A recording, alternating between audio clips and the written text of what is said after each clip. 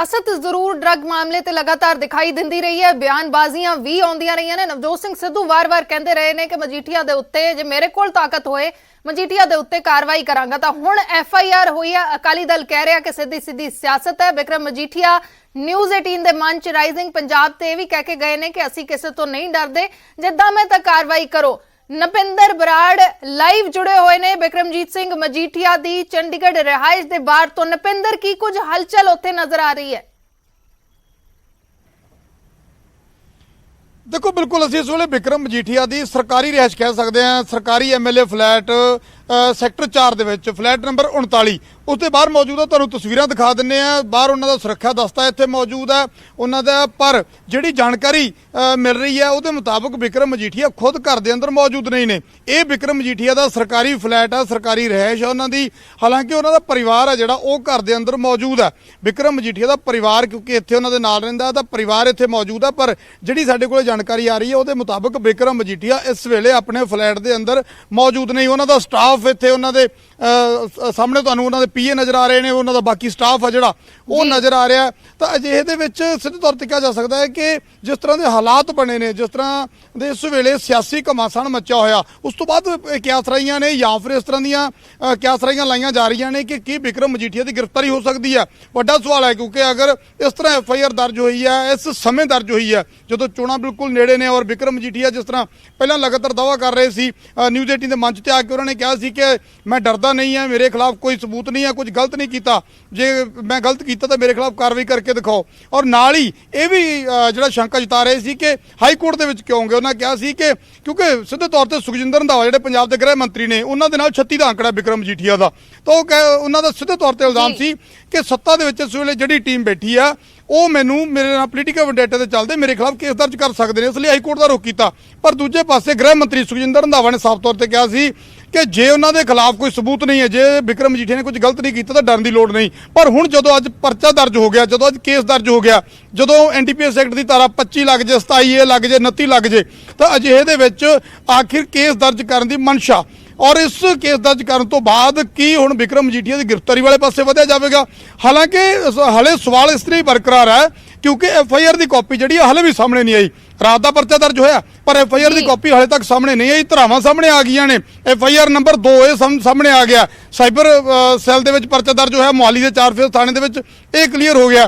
पर FIR की copy हले तक नहीं मिल रही। ना ही कोई अधिकारी इस बोलने को तैयार है, ना ही कोई चाहे पोलीटिकली ला लो, चाहे इस मामले में जुड़ा है कोई भी शख्स है, इस बारे कुछ भी बोलने तैयार नहीं। तो यह सवाल हले भी बरकरार है कि उस FIR दे विच है की, FIR किस आधार पर की गई है, किहदे नाल संबंध जोड़े गए ने।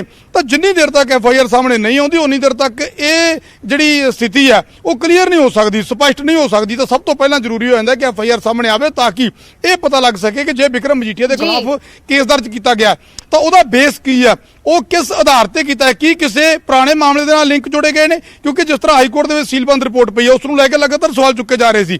हाईकोर्ट ने जो टिप्पणी की थी कि असीं तुहानूं किसी जिहड़ा है ड्रग्स के मामले कार्रवाई करने तो रोकिया नहीं है, तो उस तो बाद इस तरह का परचा दर्ज होना, NDPS एक्ट दी धारावां दे तहत दर्ज होना।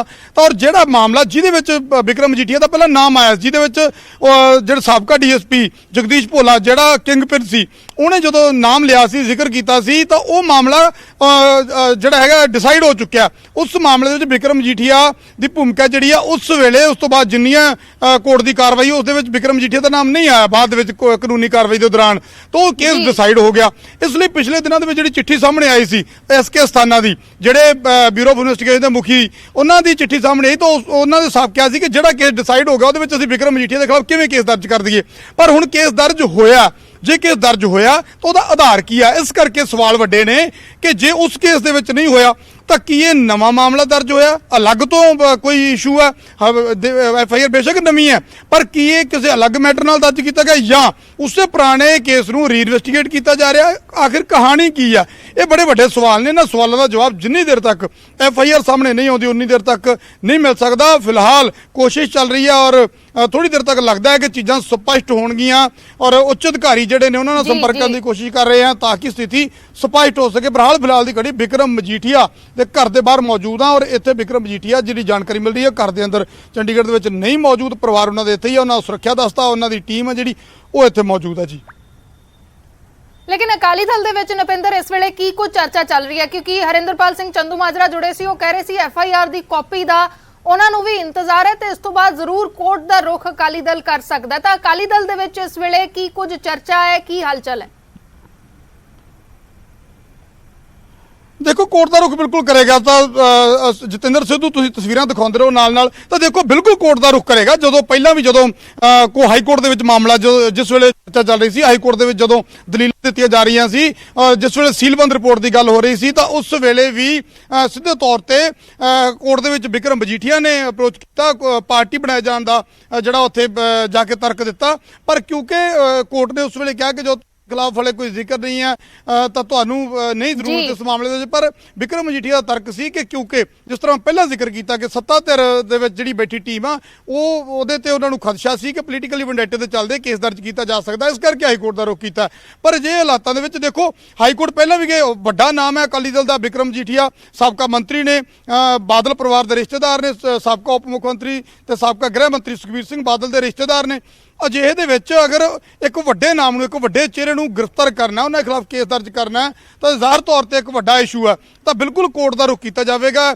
ਥੋੜੀ ਦੇਰ ਤੱਕ ਲੱਗਦਾ ਹੈ ਕਿ ਫਿਲਹਾਲ ਜਿਹੜਾ ਕਹਿ ਸਕਦੇ ਕਿ ਇੰਤਜ਼ਾਰ ਉਸ FIR ਦਾ ਕੀਤਾ ਜਾ ਰਿਹਾ, ਕਿਉਂਕਿ ਜਿੰਨੀ ਦੇਰ ਤੱਕ FIR ਸਾਹਮਣੇ ਨਹੀਂ ਆਏਗੀ ਉਨੀ ਦੇਰ ਤੱਕ ਨਾ ਤਾਂ ਕੋਰਟ 'ਚ ਜਾ ਸਕਦੇ ਨੇ, ਨਾ ਅੱਗੇ ਕੋਈ ਪ੍ਰੋਸੀਡਿੰਗ ਜਿਹੜੀ ਕੀਤੀ ਜਾ ਸਕਦੀ ਹੈ। ਤਾਂ ਸ਼ਾਇਦ ਇਹੀ ਕਾਰਨ ਹੋ ਸਕਦਾ ਕਿ ਹਾਲੇ ਤੱਕ FIR ਸਾਹਮਣੇ ਨਹੀਂ ਆ ਰਹੀ, ਕਿ ਜਿੰਨਾ ਜ਼ਿਆਦਾ ਡਿਲੇ ਹੈ ਜਿਹੜਾ ਉਹ ਸ਼ਾਇਦ ਕਰਨ ਦੀ ਕੋਸ਼ਿਸ਼ ਕੀਤੀ ਜਾ ਰਹੀ ਹੈ। ਪਰ ਜ਼ਿਆਦਾ ਦੇਰ ਤੱਕ ਇਸ ਲੱਗਦਾ ਕਿ FIR ਨੂੰ ਵੀ ਜਿਹੜਾ ਹੈਗਾ ਨਹੀਂ ਰੱਖਿਆ ਜਾ ਸਕਦਾ, ਜਨਤਕ ਕਰਨੀ ਪਏਗੀ, ਸਾਹਮਣੇ ਆ ਜਾਏਗੀ ਥੋੜੀ ਦੇਰ ਤੱਕ FIR। ਔਰ FIR ਸਾਹਮਣੇ ਆਉਣ ਤੋਂ ਬਾਅਦ ਸਪਸ਼ਟ ਰੂਪ 'ਚ ਇਹ ਗੱਲ ਤੈਅ ਹੈ ਕਿ ਅਕਾਲੀ ਦਲ ਜਾਂ ਬਿਕਰਮ ਮਜੀਠੀਆ ਸਿੱਧੇ ਤੌਰ ਤੇ ਹਾਈ ਕੋਰਟ ਦਾ ਰੁਖ ਕਰ ਸਕਦੇ ਨੇ। ਉਸ ਤੋਂ ਬਾਅਦ ਚੀਜ਼ਾਂ ਸਪਸ਼ਟ ਹੋਣਗੀਆਂ, ਕਿਉਂਕਿ ਇੱਕ ਵਿਧਾਇਕ ਵੀ ਨੇ, ਇੱਕ ਵਿਧਾਇਕ ਨੇ, ਵੱਡੇ ਲੀਡਰ ਨੇ, ਔਰ ਉਹਨਾਂ ਨੂੰ ਅਗਰ ਗ੍ਰਿਫਤਾਰ ਕਰਨਾ ਤਾਂ ਉਹਦਾ ਇੱਕ ਆਪਣਾ ਪ੍ਰੋਸੈਸ ਆ, ਉਹਦੀ ਇੱਕ ਆਪਣੀ ਪ੍ਰਕਿਰਿਆ, ਤਾਂ ਉਸ ਪ੍ਰਕਿਰਿਆ ਨੂੰ ਜਿਹੜਾ ਹੈਗਾ ਪੂਰਾ ਕਰਨਾ ਪਵੇਗਾ, ਉਸ ਪ੍ਰੋਸੈਸ ਨੂੰ ਫੋਲੋ ਕਰਨਾ ਪਏਗਾ।